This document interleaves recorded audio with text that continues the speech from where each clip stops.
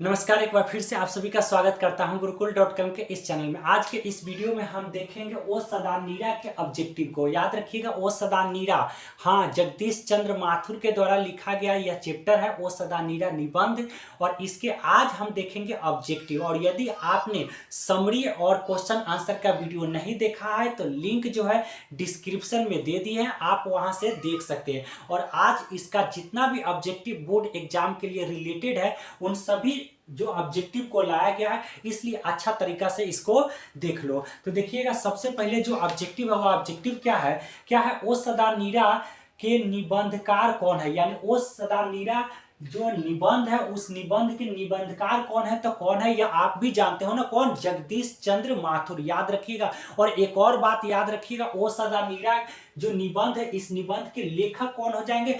जगदीश चंद्र माथुर। और इसको याद करने का ट्रिक लेके जाओ भाई, ट्रिक लेके जाओ।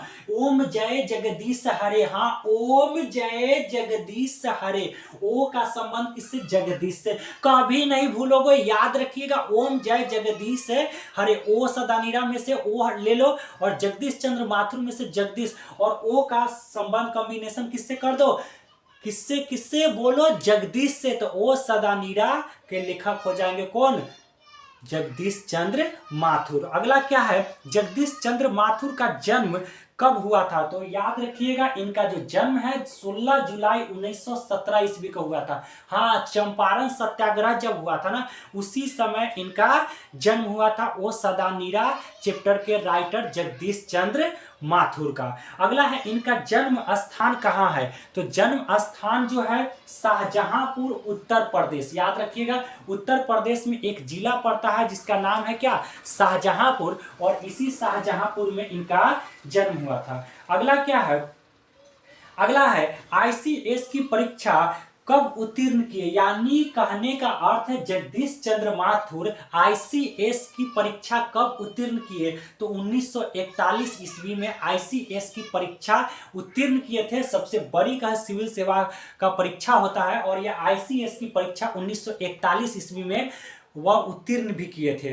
तो यह बहुत ही बड़े लेखक के साथ साथ बड़े बड़े अधिकारी भी रह चुके हैं। बिहार के शिक्षा सचिव, तो याद रखिएगा, जगदीश चंद्र माथुर बिहार के शिक्षा सचिव भी रहे हैं। आएगा कि इनमें से कौन बिहार के शिक्षा सचिव भी रह चुके हैं?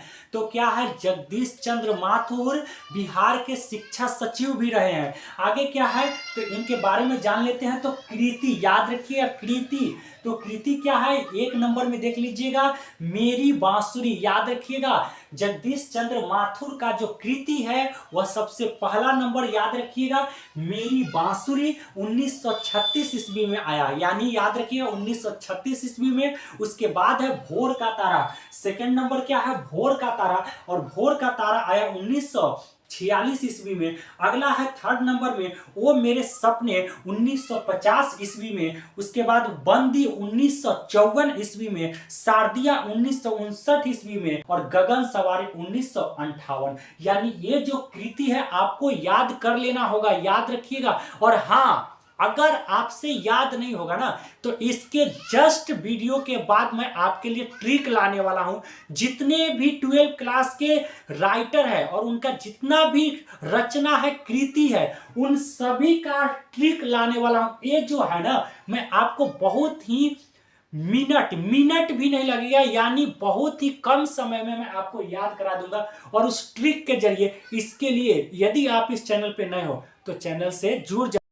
आगे क्या है देखिएगा, ओ सदा नीरा निबंध किस पुस्तक से ली गई है? तो बोलते क्षण। याद रखिएगा, ये कृति के जान लेने के बाद अगला जो क्वेश्चन है कि ओ सदा नीरा जो है किस निबंध, किस पुस्तक से ली गई है? तो बोलते क्षण, और यह बार बार आया हुआ है। आगे क्या है, हरि सिंह देव और गयासुद्दीन तुगलक के बीच युद्ध कब हुआ? तो 1325 ईस्वी में हरि सिंह देव और तुगलक यानी गयासुद्दीन तुगलक के बीच युद्ध हुआ था। आप चैप्टर पढ़े होंगे। अगला क्या है, धागरों को कब बिहार के छोटा नागपुर से लाया गया था? तो 18वीं शताब्दी के अंत में, यानी 18वीं शताब्दी में इनको बिहार के छोटा नागपुर से इनको लाया गया था। किसको? धागरों को, याद रखिएगा। तो आगे देखिएगा, धागड़ शब्द का क्या अर्थ है? तो धागड़ शब्द का अर्थ होता है भारे का मजदूर। यानी यह आप पढ़े होंगे बहुत ही अच्छा तरीका से, भारे का मजदूर जिन्हें दूसरे छोटा नागपुर से लाया जाता था, और किसके सिलसिले में? तो सिर्फ और सिर्फ नील की खेती के सिलसिले में इन्हें धागरों को कम पैसे देकर इन्हें लाया जाता था और ज़्यादा से ज़्यादा मजदूरी कराई जाती थी और कम पैसे लग जाते थे, यानी कम पैसे में ही ज़्यादा से ज़्यादा मजदूरी हो जाती थी और यह अंग्रेजों के द्वारा लाया जाता था। आगे क्या है? अमोलवा गांव के निकट कौन सा गांव है? तो यानी अमोलवा गांव के जो निकट है वह है कौन? तो भितिहरवा। भितिहरवा जो है वह किस गांव के निकट है? तो अमोलवा गांव के निकट है, और भितिहरवा हमारे चंपारण यानी चंपारण में ही पड़ता है, याद रखिएगा। भितिहरवा आश्रम के शिक्षक कौन है? तो यानी कौन रहे हैं? तो भितिहरवा आश्रम के शिक्षक तो पुंडलिक जी, याद रखिएगा, पुंडलिक जी भितिहरवा आश्रम के शिक्षक रहे हैं। और याद रखिएगा अगला क्या है कि पुंडलिक जी को कहां से बुलाया गया था? याद रखिएगा 1917 ईस्वी में बेलगांव से बुलाया गया था। यानी और कौन बुलाए थे? तो महात्मा गांधी। महात्मा गांधी ने पुंडलिक जी को बेलगांव से बुलाए थे। कब? 1917 ईस्वी में। और कहां के शिक्षक नियुक्त किए? तो भितिहरवा आश्रम के शिक्षक नियुक्त किए थे। आगे देखिएगा, चंपारण सत्याग्रह कब हुआ? तो 1917 ईस्वी में हुआ था। कब हुआ था? 1917 ईस्वी में हुआ था।